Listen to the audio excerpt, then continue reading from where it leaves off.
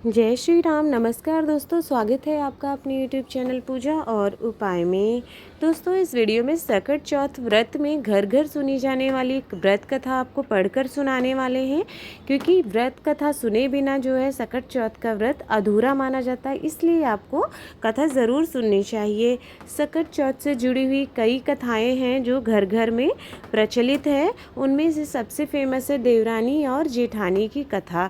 तो इस वीडियो में उनकी कथा आपको सुनाने वाले हैं। सकट चौथ व्रत कथा इस प्रकार है। एक शहर में देवरानी जेठानी रहती थी। देवरानी गरीब थी और जेठानी अमीर थी। देवरानी हमेशा गणेश जी का पूजन और व्रत करती थी। वह जेठानी के घर पर काम करती थी और जो कुछ बचता था वो घर लेकर आ जाती थी। देवरानी का पति जंगल से लकड़ी काटकर बेचता था। माघ महीने में सकट चौथ गणेश जी का व्रत आया।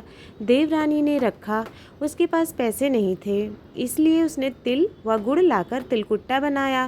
पूजा करके सकट चौथ की कथा सुनी और जेठानी के यहाँ काम करने चली गई। सोचा शाम को चंद्रमा को अर्घ्य देकर जेठानी के यहाँ से लाया खाना और तिलकुट्टा खाएगी। शाम को जब जेठानी के घर खाना बनाने लगी तो उसके व्रत होने के कारण सभी ने खाना खाने से मना कर दिया। अब देवरानी ने जेठानी से बोला, आप मुझे खाना दे दो जिससे मैं घर ले जाऊं। इस पर जेठानी ने मना कर दिया और कहा कि किसी ने अभी तक खाना नहीं खाया है तो तुम्हें कैसे दे दूं? तुम सवेरे ही बचा हुआ खाना ले जाना। देवरानी उदास मन से वापस घर चली आई। घर पर पति बच्चे सब खाने का इंतज़ार कर रहे थे। आस लगाए बैठे थे कि आज कुछ पकवान खाने को मिलेगा, लेकिन जब बच्चों को पता चला कि आज तो रोटी भी नहीं मिलेगी तो बच्चे रोने लगे। उसका पति भी बहुत क्रोधित हो गया और कहने लगा कि दिन भर काम करने के बाद भी वह 2 रोटियां नहीं ला सकती। वह रोने लगी। गणेश जी को याद करती हुई रोते रोते पानी पीकर सो गई। उस दिन सकट माता उसके घर आई। बुढ़िया माता का रूप धरकर देवरानी के सपने में आई और कहने लगी कि जाग रही है क्या? वो बोली कि कुछ सो रहे हैं, कुछ जाग रहे हैं। बुढ़िया बोली, भूख लगी है, खाने के लिए कुछ दे। देवरानी बोली कि क्या दूं, मेरे घर में अन्न ही नहीं है। जेठानी के यहाँ से बचा हुआ कुछ नहीं मिला। पूजा का बचा हुआ तिलकुट्टा रखा है, वही खा लो।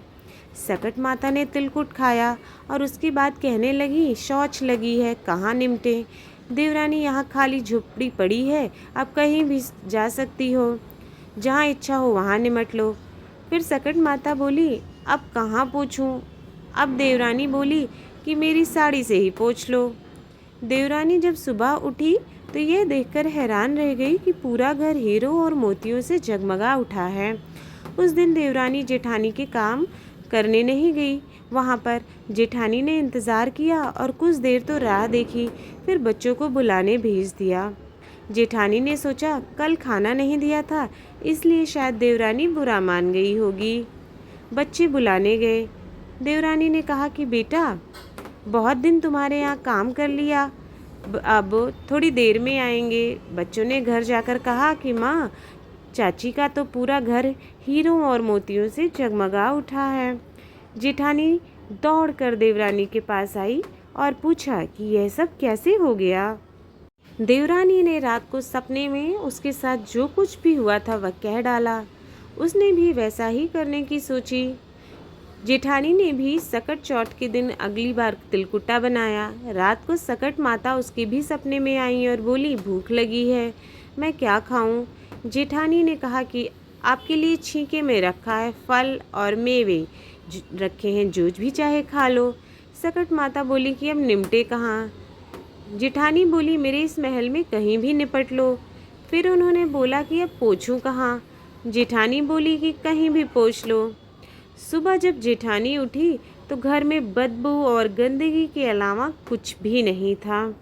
हे सकट माता, जैसे आपने देवरानी पर कृपा बनाई वैसे ही अपनी कृपा सब पर बनाए रखिएगा। जय सकट माता, जय गणेश भगवान। सकट चौथ में एक दूसरी व्रत कथा भी प्रचलित है जो कि एक कुम्हार से जुड़ी हुई है, जो मिट्टी के बर्तन बनाकर आजीविका चलाया करता था। एक बार उसने मिट्टी के बर्तन को पकाने के लिए भट्टा को जलाया, लेकिन उसने आमा में बहुत कोशिश के बाद भी मिट्टी के बर्तन नहीं पके, तो वह एक तांत्रिक के पास गया। जब तांत्रिक ने उसके पीछे ग्रहों से जुड़े दोष की बात कहते हुए बच्चे की बलि देने की बात कही। ऐसा सुनते ही वो अपने राजा के पास गया। जब उसने राजा को बात बताई तो उसने भी सभी घर से प्रतिदिन एक बच्चे को बलि के लिए भेजने का आदेश दिया। मान्यता है राजा के इस आदेश के बाद वहाँ लोग निसंतान होने लगे। एक दिन जब वृद्धा के बेटे की बारी आई तो उसने अपने बेटे को हाथ में सुपारी थोड़ी सी दूरबा को मुट्ठी में बंद करने को कहा। इसके बाद उसे समझाया कि आमा में बैठने के बाद गणेश भगवान और चौथ माता का ध्यान करते रहना, तुम्हें कुछ भी नहीं होगा। उसके बेटे ने ऐसा ही करने का निश्चय किया और ऐसा ही किया। मान्यता है कि चमत्कारिक रूप से उसका बेटा न सिर्फ सुरक्षित बचकर बाहर निकला, बल्कि पूर्व में जिन बच्चों की बलि दी गई थी वो सभी दोबारा जीवित हो गए। तब से लेकर आज तक सकट चौथ माता और गणपति को प्रसन्न करने के लिए हर साल ये व्रत रखा जाता है। जय सकट माता।